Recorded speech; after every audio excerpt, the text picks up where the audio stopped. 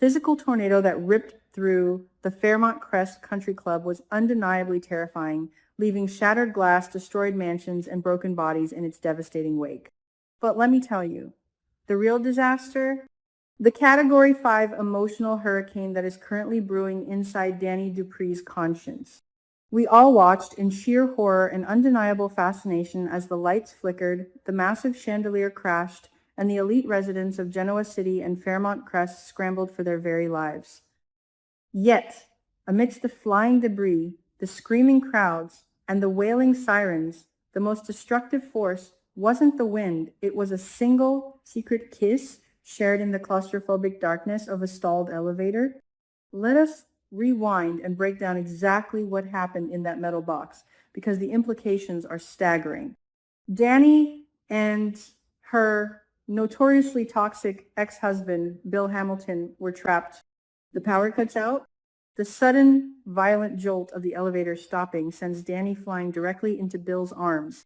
And what happens next?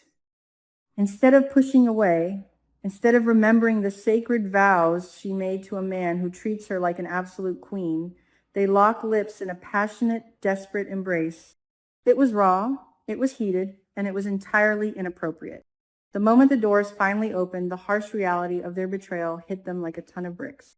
They walked out in opposite directions, desperately trying to plaster on faces of pure innocence, but the damage was already permanently done.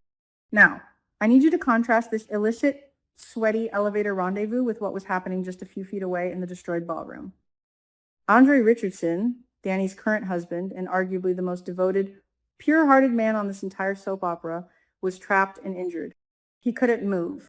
He was physically incapacitated, but his physical pain was absolutely nothing compared to the sheer, unadulterated terror he felt for his wife. Do you remember the heartbreaking scene where Chelsea tried to hold him back? Andre, a man usually defined by his calm, collected demeanor and steadfast grace, completely lost his mind. He yelled at Chelsea, his voice cracking with raw desperation, because the thought of a world without Dani was completely unbearable to him. He was willing to risk his own life, dragging his injured leg through the rubble just to find her.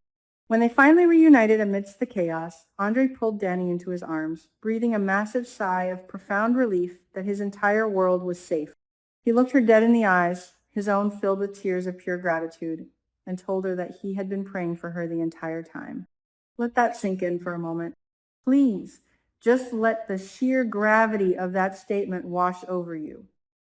While Andre was literally begging the heavens to keep his wife safe, pouring every ounce of his soul into a desperate holy prayer, Dani was swapping spit with the man who systematically destroyed her self-esteem for years.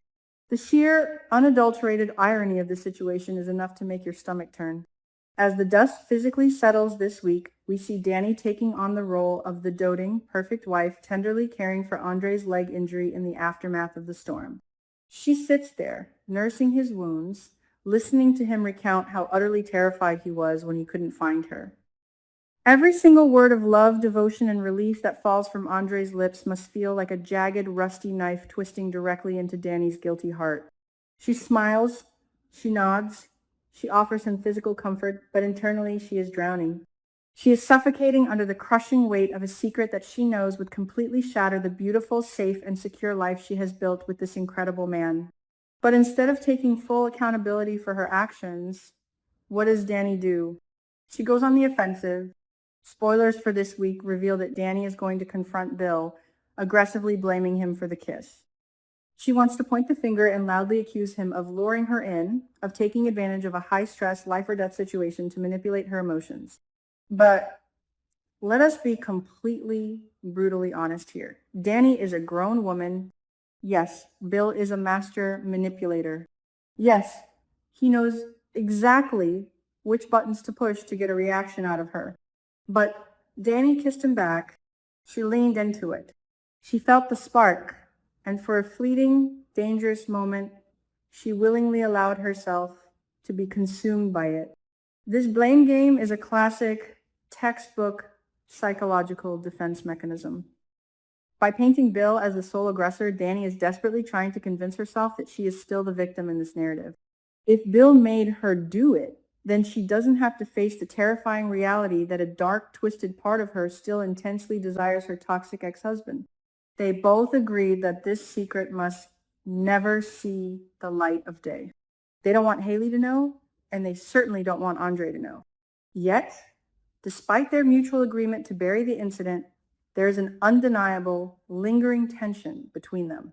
A secret, electrifying thrill that neither of them is entirely willing to let go of. Why is this happening? Why would a brilliant woman who fought so incredibly hard to escape a relentless cycle of emotional abuse willingly flirt with the flames again?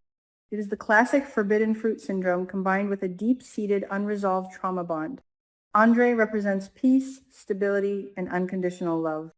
Bill represents chaos, unpredictability, and a toxic adrenaline rush. Sometimes, when a person has lived in an emotional war zone for so long, the peace feels deeply uncomfortable. Dani is actively self-sabotaging because, on a subconscious level, she is addicted to the high-stakes emotional roller coaster that only a man like Bill Hamilton can provide. This internal conflict is tearing her apart, manifesting in relentless, intrusive flashbacks. Dani simply cannot escape the haunting memory of that elevator. No matter where she is, who she is talking to, or what she is doing, her mind violently snaps back to the darkness, the proximity, the intense heat of that moment. She looks at Andre's sweet face, and she sees Bill's smirk. She closes her eyes to sleep, and she feels Bill's hands on her. This is the heavy, agonizing price of infidelity. The guilt is a living, breathing entity that is slowly consuming her from the inside out. And she knows she cannot carry this immense, crushing burden entirely on her own. Desperate for an outlet, desperate for someone to simply listen without instantly condemning her, Dani turns to the one person she thinks might understand, Vanessa McBride. Now, this is a truly fascinating, deeply hypocritical choice. Just days ago, Dani was sitting in Vanessa's living room, harshly judging her for staying with a dangerous, criminal casino owner like Joey Armstrong. Dani practically preached from a towering pedestal of moral superiority, looking down her nose at Vanessa's life choices. But now, the mighty have spectacularly fallen. Dani seeks out Vanessa, likely hoping for a sympathetic ear, a warm shoulder to cry on, and perhaps a little bit of validation that she isn't a terrible person for slipping up in a moment of sheer, unadulterated panic. But Vanessa does not give Dani the soft, comforting response she is so desperately looking for. Instead, Vanessa delivers a brutal, unapologetic reality check that shakes Dani to her very core. When Dani confesses the gritty details of the kiss, Vanessa is absolutely shell-shocked. Why? Because Vanessa remembers the old Dani.